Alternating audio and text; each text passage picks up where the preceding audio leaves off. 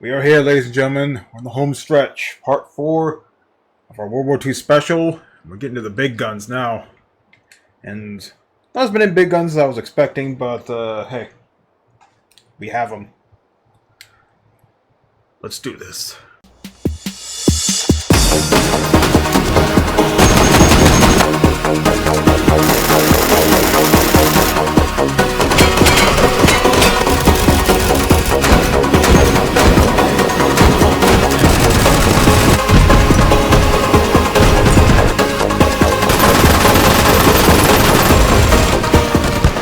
Greetings, comrades. This is Shorty Kill 'em Off. Welcome back to Part 4 of my H3VR World War II special. The finale. I saved in my opinion, the best guns for last. We've done pistols, we've done shotguns, we've done SMGs, and we've done rifles. Now, we're getting to the light machine guns and a few bazookas. I could have sworn there was another one on here, but I guess not. Anyway. So, not too many light machine guns used during World War II, but there are a few, and they would show them off. This is probably one of the more recognizable ones here. Good old British Bren. Yes, very classic gun. Pretty interesting too is, not for the round, we're using 303 British, but round inserts here. You notice the ejection port's down here. Not only that, but you notice the sights are actually on the side of the gun, which is pretty interesting. Of course, got the carry handle here, and of course, an integrated bipod. Now, I'm not sure how you would hold this. I guess, given that the sight's here, you would actually hold it like this, but obviously, you have to be careful not to put your hand near the ejection port. So, I think firing from the hip would be a somewhat acceptable solution, though I probably wouldn't recommend it, even in the worst of situations.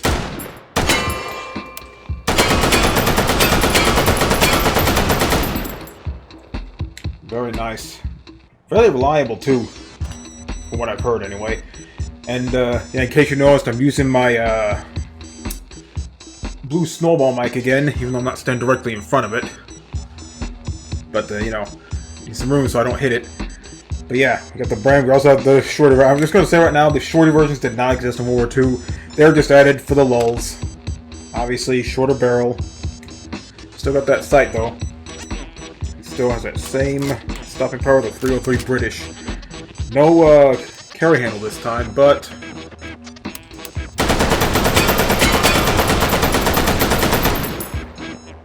still gets the job done. Okay. There we go. Might need to adjust the gain on the microphone later. But anyway, let's get to the good old Ruski LMG, the Dp28. Also known as the dinner plate gun because you see the magazine here. I forgot the actual capacity. I think it's 43 rounds or something. I don't know. But, yeah. Inserts on the top just like the Bren. Yeah. The good old 7.62 of a 50mm Russian. Very venerable round. Used by a lot in the Soviets, wasn't it? And again, we've got the integrated bipod. And again, the ejection port's down here. And unlike the Bren, where the sights are on the side, this time, they're right there on the top. And I'll admit, this flat dinner plate magazine, whatever it's called, pretty interesting because it's flat. It doesn't obstruct the sight in any way. But on the downside, these dinner plate magazines had some pretty notorious for malfunctions, so this wasn't a very reliable weapon at the time. But, you know, it's what they had. You know what? It helps if it's chambered. I forgot what the charging handle is. Oh, is this it? Okay. Interesting spot, but there you go. No safety. Go a little closer here. Okay. Again, goes on the top.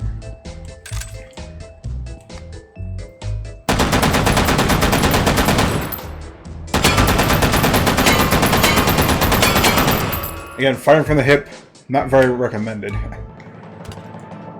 And we got the shorty version. Again, same gun, just, well, shorter. And no bipod this time. So I'm trying to reposition myself so I don't hit my microphone.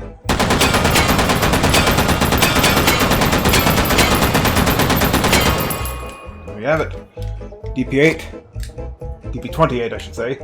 Now, let's get probably my favorite LMG of World War II. The good old Browning automatic rifle, the M1918. Chambered in the good old 30-06.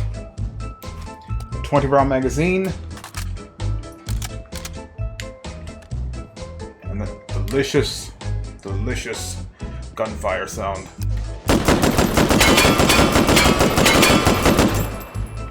Now this one you actually could fire from the hip because it was fairly accurate. Again, owing to that 30-06. Granted, I still wouldn't recommend doing that, but hey, it's an option. And now, of course, the obligatory shorty version.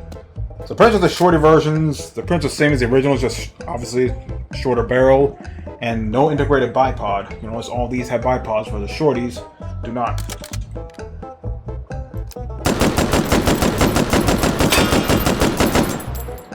Now the accuracy is pretty good. The rate of fire is pretty slow, but you know, it's much easier to keep your shots on target. Now, let's get to another classic weapon in World War II.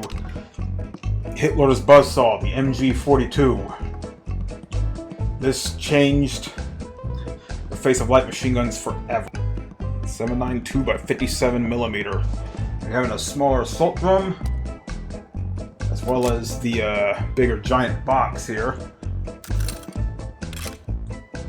Now, this is a terrifying weapon. It was made infamous during the D-Day invasion of Normandy, because this was a terrifying weapon to go up against. It has an insane rate of fire, and of course had interchangeable barrels, which the US troops at the time were actually trained to pay attention to the audio cues of this weapon.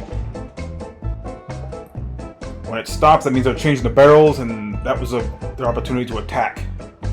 Because until then, they have to deal with this. Yeah. Now these were emplacements they were dealing with, so they were firing a lot more ammo than this.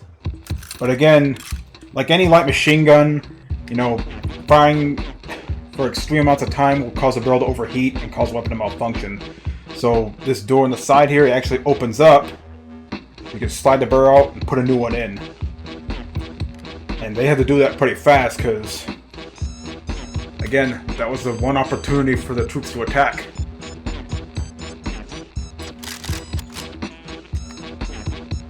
Very, very terrifying weapon, especially when you have this on.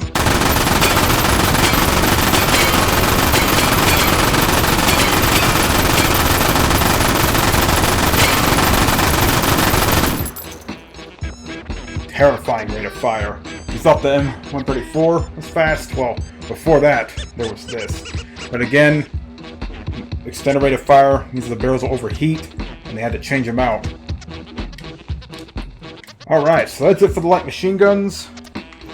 Now, let's get some big booms going. Now, there are only two bazookas, World War II era bazookas, I should say. They're in H3VR. The M1a1 Bazooka, the M6 rocket, and the Panzerschreck 54. The Panzerschreck 54 rocket, which says RPZB GR4322. Interesting name. Well, of course, we all know what bazookas do. They were mainly anti-tank weapons, especially considering the tanks they were against at the time. While we were pumping out Shermans in America, the Germans were pumping out Tigers, and they were pretty terrifying in their own right. What's interesting is the sight here. You notice the 3 different sight pictures here. Obviously, that's to elevate the weapon to get targets at longer ranges. You notice no safety.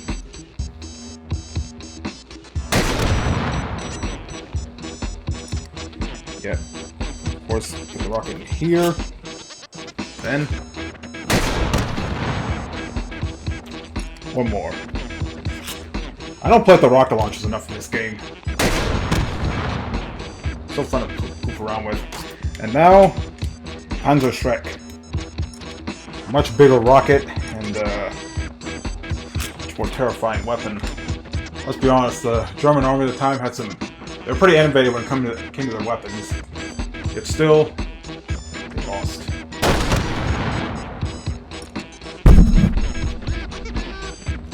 I realize I'm right next to my microphone, but whatever. And there we go. So that does it for the World War II special of H3VR. Quite a few World War II firearms. I might have missed a few, but can you believe me? There's so many guns in this game. But anyway, it's been fun making these videos. Took a long time to put this together, especially as a hit film getting all laggy lately. Probably because of my aging hardware. But anyway, maybe I'll get a new pre-built later on. So I'm finally get my hands on an RTX card. So yeah, that's it for the World War II special. The next H3VR video will no doubt be for update 100, whatever that may be. And again, I'll mainly be focusing on the new features that were implemented. And of course, I'll show off the new guns, which aren't that many, but hey, any new gun's better than none, right? Anyway, hope you enjoyed these videos, and I hope you look forward to the next one. Till then, das Vidanya. I can't help it. One more time.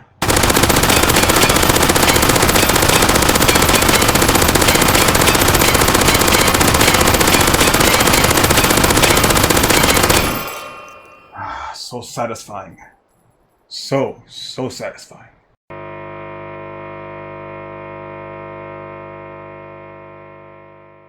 Atoms fall apart. Solar flares arrive. Buildings collapse. Only a few will survive.